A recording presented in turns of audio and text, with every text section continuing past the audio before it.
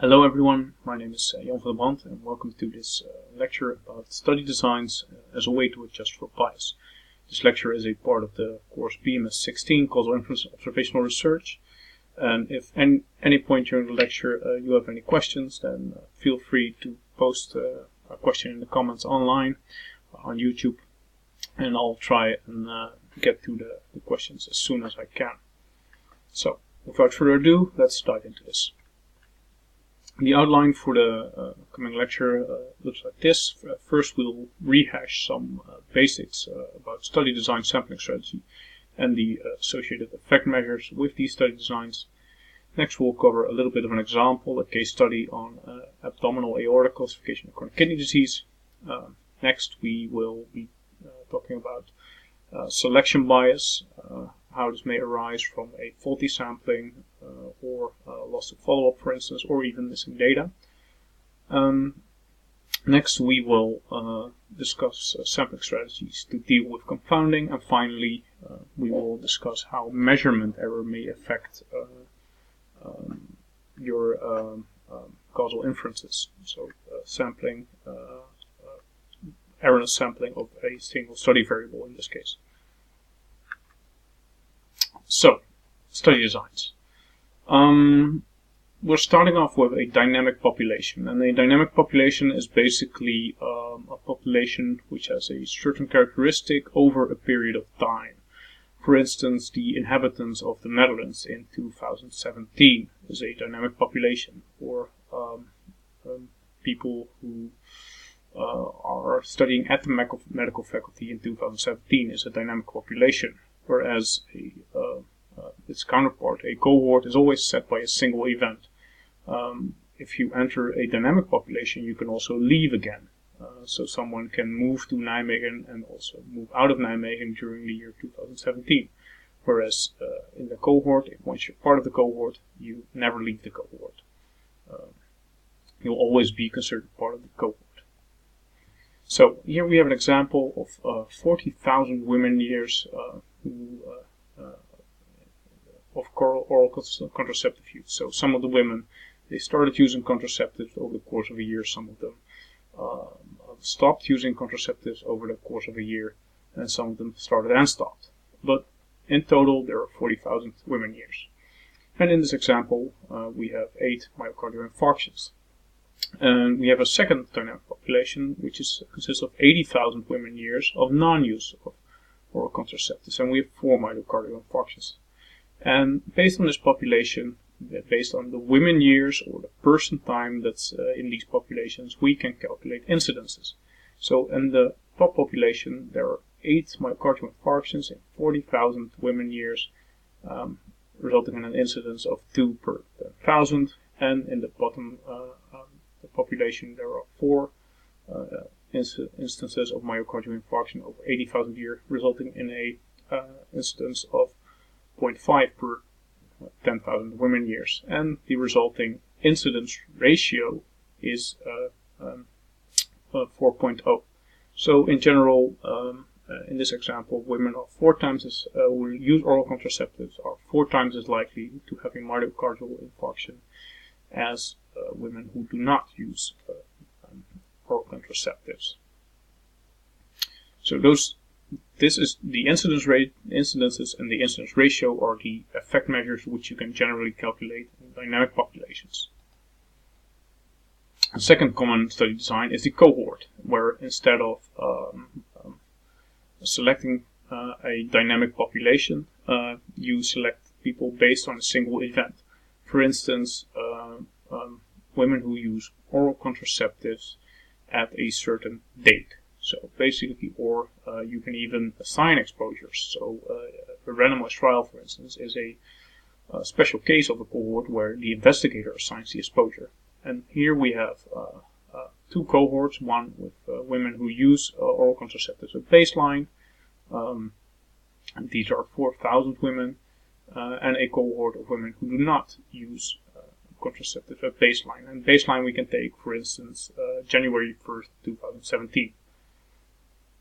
Over the course of the follow-up, 4 myocardial infarctions occur within these 8 8 myocardial infarctions occur within the 4,000 women, and in the non-users, 4 myocardial infarctions occur. And like the previous example, you can calculate not a risk or not an incidence, rather a risk, and the risk is now 8 over 4,000 people. In the non-users, the risk is 4 over 8,000 people. So we get a risk of 2 per 10,000, or 0.2 per mil, over a risk of 0.5 per 10,000, resulting in a risk ratio of 4. So from a cohort, we can calculate a probability, a risk, and a relative risk. Now we go on to the case control study, and the case control study has always been almost synonymous with epidemiologic study design since the 1970s on. And you can go about a case control study a few different ways. The first way is to look at it as a sampling or subsample of a dynamic population. So, say we have our like our first example, we have 40,000 women years of oral contraceptive use, and within that population we had 8 myocardial infarctions. Then there were 80,000 women years of non-use, and within those women there were 4 myocardial infarctions. So in a case control, we would take this year basically and sample all 12 cases. And then for each case, in this case, for each case, in this study we sampled 10 controls. And based on the distribution of the users and the non-users, we will sample 80 non-users among as controls and 40 users, which results in the following odds ratio. So you basically take the exposure odds among the cases, which are 8 myocardial infarctions with exposure, 4 myocardial infarctions with non-exposure, and you take the exposure odds among the controls, which is 40 exposed controls and 80 non-exposed controls, and we get the odds of exposure is 2, or the odds of exposure among the cases is 2, and the odds of exposure among the non-cases among the controls is 0.5, and we get an odds ratio of 4. And as you notice, because we've sampled without any bias, sampled from a dynamic population, we can actually get numerically the same result as the incidence ratio. So there's no assumption needed for a rare disease, basically. Just as long as you make sure that the sampling is similar to that you would have it's called an incidence density sampling. So as soon as a case occurs, you also can sample a control. Then basically the odds ratio is numerically the same as the incidence ratio. You can also do a case control from a cohort study. Basically, there are 2 ways to go about this. So, for instance, we have a somewhat smaller cohort study here where 40 women use oral contraceptive at baseline.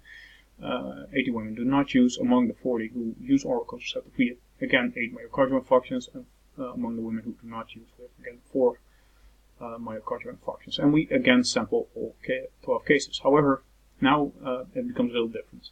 So we have 2 options. We can sample all controls at baseline. So we sample 2 controls per case at baseline. And the odds for exposure would stay the same. And the odds for the non-exposure would again be 0.5. And we see exactly the same odds ratio. So if you sample at baseline, your odds ratio for a nested case control study would be similar to the risk ratio, numerically at least. The second option we have is to sample the cases at end of follow-up, and then you do not sample from the non-exposed or the exposed or the unexposed. Rather, you sample from the unexposed who did not get the disease, or the unexposed who did not get the disease. So the sampling becomes a little different, and this is what oftentimes happens, and why the odds ratio may be somewhat different from numerically different from the risk ratio. So again, the exposure odds, they stay the same. However, the odds for the unexposed become somewhat smaller because your population becomes somewhat smaller. And then you see the odds ratio being a slight overestimation of the risk ratio. So to recap, based on your sampling and your design strategy, you have either a risk ratio. So sorry, this is for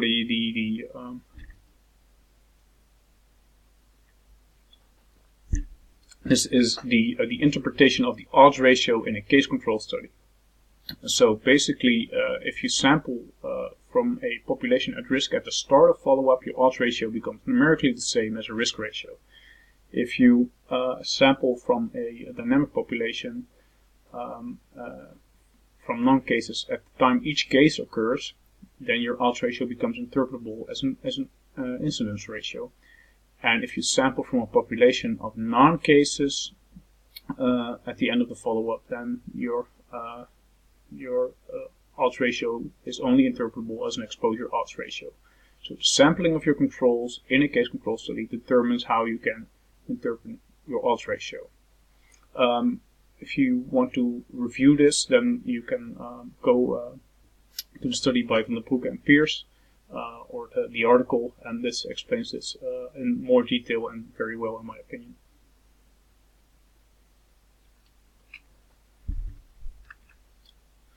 So, next, our case study. A little while back we performed a study about abdominal aorta calcification in chronic kidney disease, and this calcification is a risk factor for cardiovascular events in the general population. This is already known quite some years. However, the bone mineral metabolism is altered in CKD. And this is because the kidneys are quite important in maintaining or converting vitamin D, which you create via the skin, for instance, into active vitamin D. And active vitamin D makes sure that that your bones are taking up calcium. If this active vitamin D is too low, then your bones start releasing calcium and phosphate, more importantly, and this calcium has to go somewhere, and basically it gets stuck in your larger blood vessels. Guidelines recommend to take X-rays, abdominal X-rays, to assess aortic calcification in CKD. However, the clinical value is unknown, so that was something that we sought to determine. So these were study questions, with the main aim being to study the association or quantify the association between abdominal aortic calcification and the occurrence of cardiovascular events. The other two questions we're not going to discuss right now for this example, for this case study. So this is a limited version of the DAG that we used for the association between aortic calcification and cardiovascular events. And in red you see some of the things that we did measure. Green also constitutes some of the things that we did measure. And blue also. And there are some other factors which may have some influence, but that we did not measure or did not measure in sufficient detail to be accounted for. So basically, blood pressure may be a common cause for aortic calcification, and also cardiovascular events. Likewise, diabetes mellitus has an effect on your vasculature and also on cardiovascular events. Age as well. Older people have more calcifications. BMI is likely related to blood pressure, diabetes, a prior cardiovascular event, etc. So, with this. So now that we've gone over the DAG a little bit, how can we use our study designs that we covered, our sampling that we covered before, and relate this to our DAGs to adjust for bias, for instance? Well, in a DAG point of view, selection bias may look like either one of these two cases. So here we have our exposure, abdominal aortic calcification, and here our outcome, CVE. And the first selection bias that may occur is that there is a selection on which kind of patients get a X-ray for abdominal aortic calcification. These patients may be viewed as patients who have also a higher risk of cardiovascular events. For instance, when a doctor feels that there is an indication to have the aortic or the abdominal X-ray. When a patient has a suspicion that when the physician has a suspicion that this patient is more prone for cardiovascular events, for instance, or is more likely to have a calcified aorta, then this patient may also get an X-ray, whereas a patient who is less prone for cardiovascular events may not get the X-ray. So basically here the selection bias acts as a sort of confounder, and if you had measured it, you could have adjusted for it just as a confounder. The second case of selection bias occurs, for instance, due to loss to follow-up. In this case, loss to follow-up due to non-cardiovascular death. So people who have an aortic abdominal aortic calcification may also be at risk for non-cardiovascular death. For instance, these people may have a more rapid progression to end-stage kidney disease and have kidney-related death. In this case, the likelihood of observing CVE is reduced because people died due to other causes. Had they not died to other causes, then they may have had CVE. This is a selection bias which acts as a collider, basically. And we cannot adjust for this kind of selection bias. We need different ways to analyze this. For instance, with competing risk regression. Now, let's move on to missingness. So, missingness may be viewed as a special case of selection bias. And there are basically three assumptions for underpinning a missingness mechanism. The first one is missing completely at random, but I'm going to start with trying to explain missingness at random, because this concept is really instrumental in understanding missingness mechanisms. So missingness at random means that missingness is conditionally independent from the underlying value of the actual value, so the value that you did not observe. Conditionally independent. What does this mean? This basically means that if we have a missing value, for instance, we're missing body weight, but we know some other stuff about the subject. For instance, we know their dietary pattern, we know their height, we know their gender, then we can actually have a pretty good idea of what this underlying value would be. In this case, we can estimate the true missing value, and in turn, this missing becomes conditionally at random. So, missingness at random is an instrumental concept also for multiple imputation later on. Missingness completely at random, on the other hand, is related to missingness at random, with the exception that the missingness here is unconditionally independent from the underlying value, which means basically that there is totally no relation between the underlying value and the fact that it's missing. So there are no other variables which determine the missingness, the mechanism for missingness. There is no way you can associate it with anything. It's basically bad luck. This is what missingness completely at random means. Missingness not at random means that the missingness does depend on the underlying value, but you don't know, because there are no other variables in your data set, for instance, which are associated with the likelihood of missingness. So missingness at random can be distinguished from these two by simply trying to predict whether a person has missing data. So if you have a bunch of subjects who have a missing value for a variable, you can try to predict the missingness itself. You create an indicator for a value being present or absent, and then based on what you do have on information of the subject, you try and predict the missingness at random. And the higher the explained variance of your prediction model is, the more likely missingness at random becomes. If you cannot explain the missingness very well, then there may either be missingness completely at random or missingness not at random. And this can be hard to ascertain. However, if you do get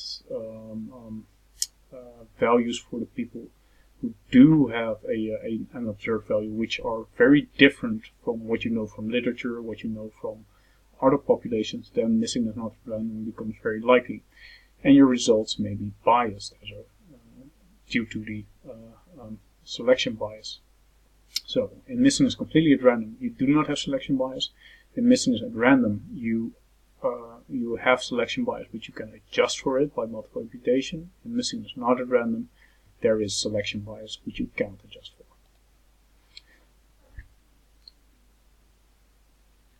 So we're going to take a little deeper look in this on these mechanisms of missingness and try to put it into DAG language. And basically, this is the Missingness completely at random assumption in a DAG put in a DAG language. So here we have a missing value for a abdominal aortic calcification. This is the latent or true value, which we haven't observed, and this is basically saying we know it's missing. And as you see here, there is absolutely no association between other variables in the data set. So there's no association between the latent variable and blood pressure, between the latent aortic AAC and age, or the missingness thereof. This means this is your missingness is unconditional of any other values in the data set, and also not associated with the underlying value. And this is the missing at random assumption. And we see a whole host of errors now occurring, where we see all of a sudden that, for instance, the missingness is associated. Excuse me.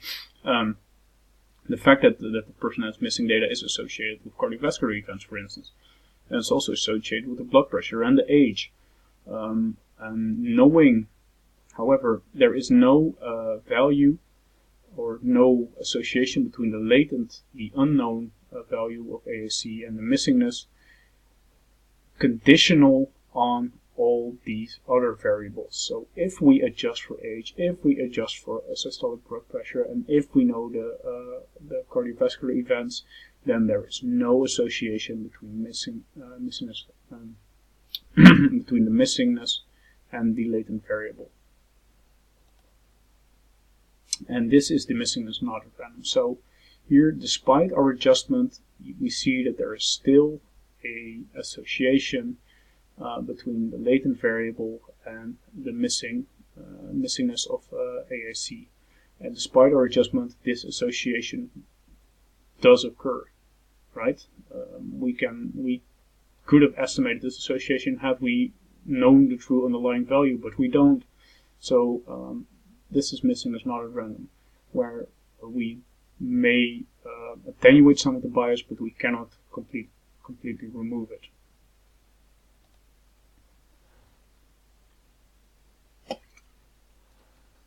So we can put missingness in the DAG language, and we now know that we can adjust for it in some way, and this adjustment can be done through multiple imputation, which is a altogether different subject, and which we're not going to cover right now. If you do want to read up on multiple imputation, I recommend the work by Stefan Buren. Just you can Google that, and he has lots of nice courses on the subject. Moving on to sampling to deal with confounding. So you can use sampling strategies to deal with confounding, and one of the sampling strategies is matching. And first, we're going to discuss matching in a cohort design.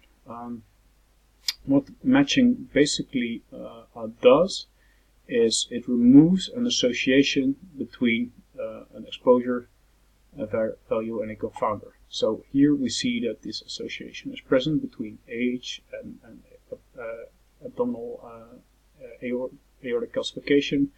And if we now make sure that within strata of abdominal aortic calcification we have and people who have who do and do not. So we take one person who has a high aortic calcification, and we match that to a control who has a low aortic calcification of similar age, and we do this all over and over. Then the age distribution between people who have a high calcification and a low calcification will be similar, thus removing this association. And basically in your DAG we now see that we do not have to adjust for age anymore. We've done that through sampling, and we can only include diabetes in our model. We can do also the same for diabetes status, and now we can obtain a unbiased estimator for the abdominal aortic calcification to cardiovascular events, just with a simple univariate regression basically. In a case control design, this is somewhat more complex, and that's because we are not matching on the exposure anymore. No, we're matching on the outcome. So basically you're taking a person who has a cardiovascular event, you're taking a control. So if we want to match these controls for age, then you're going to, via the matching, introduce an association between abdominal aortic calcification, the match, and age. You open up, by matching, you open up a backdoor path. You're introducing a selection bias, and this selection bias in generally is stronger than the confounding effect that was there in the first place. So if you're going to do matching in a case control design, you have to make sure that you still adjust for the covariate that you are matching on to close this backdoor path, for instance. This is not obvious, this is not intuitive, but it does occur, and that's because you are matching on the outcome, and the matching becomes basically a selection bias.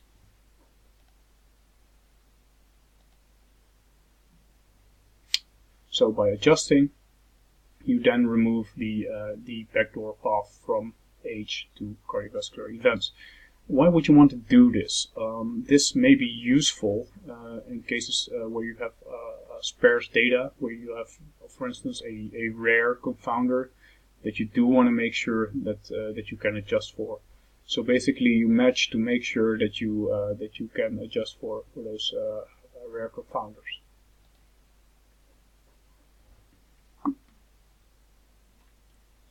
Finally, we're going to talk a little bit on how DAGs can inform not only your sampling strategy, but also your measurement strategy and which variables you're going to measure.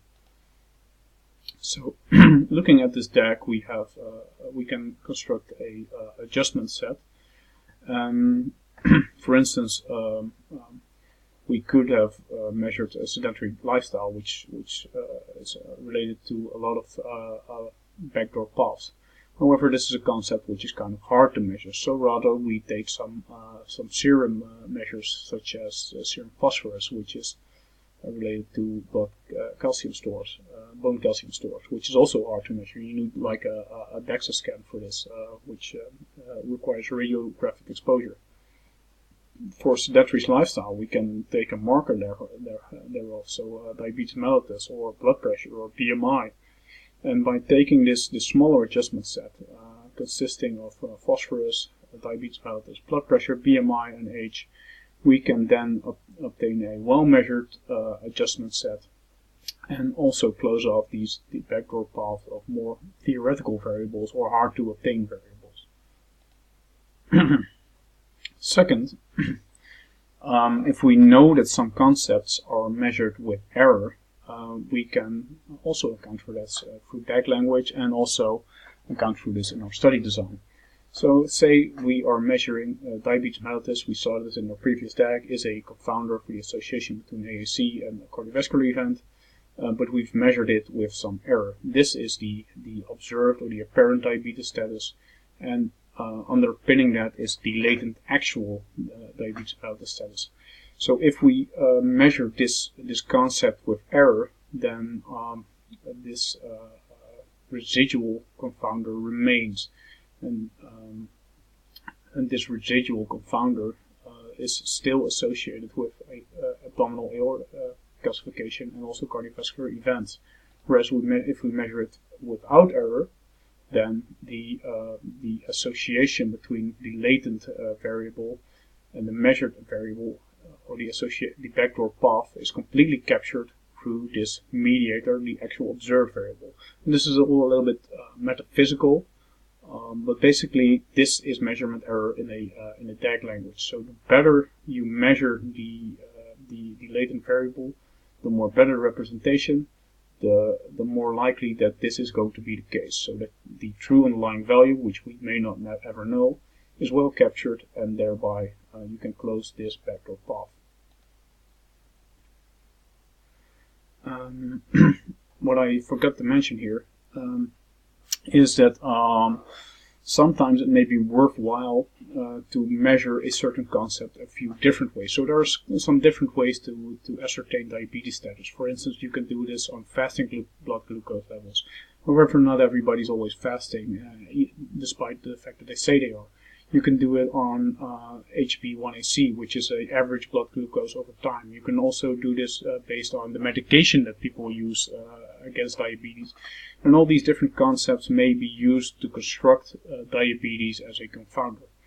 And in the next lecture, we will be covering propensity scores, and in particular high dimensionality propensity scores have this benefit. So where you capture a certain concept a few different ways, and basically what regression modeling does, it's kind of greedy. So if you have a strong association or a strong predictor, it'll gobble up a lot of the explained variance or a variation in the data set, and it will have a high explained variance. And it will more closely approximate this situation, whereas a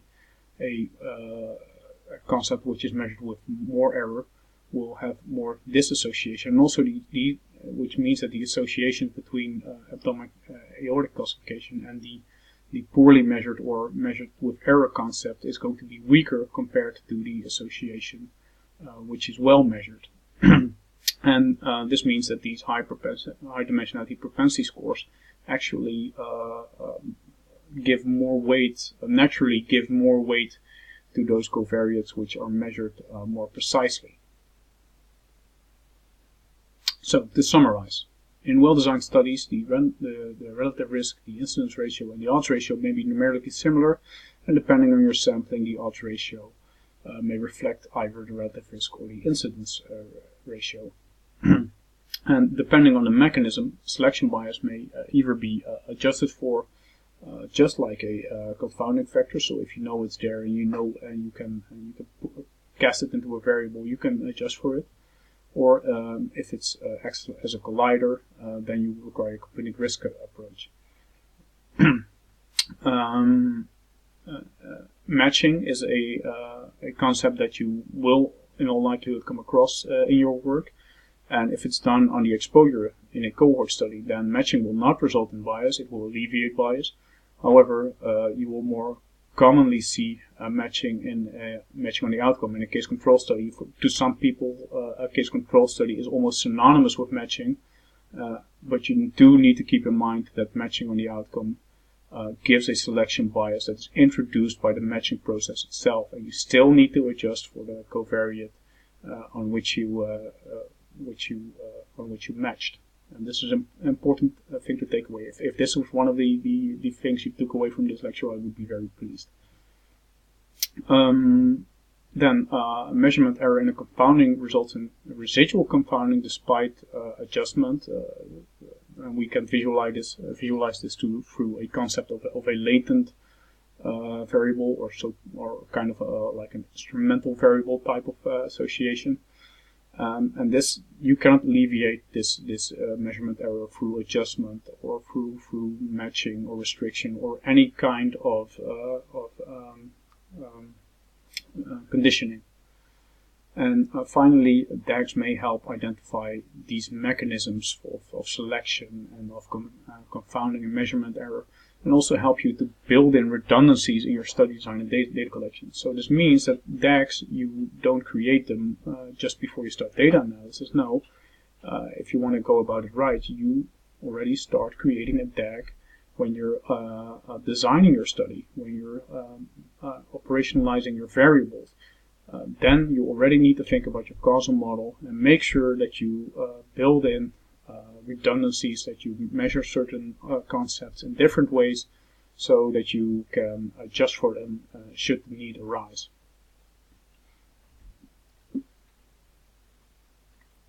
So that brings us to the end of this lecture. If you have any questions, again, you can post a comment below. and I'll try and get to them as soon as I can. So thank you for your attention. See you next time.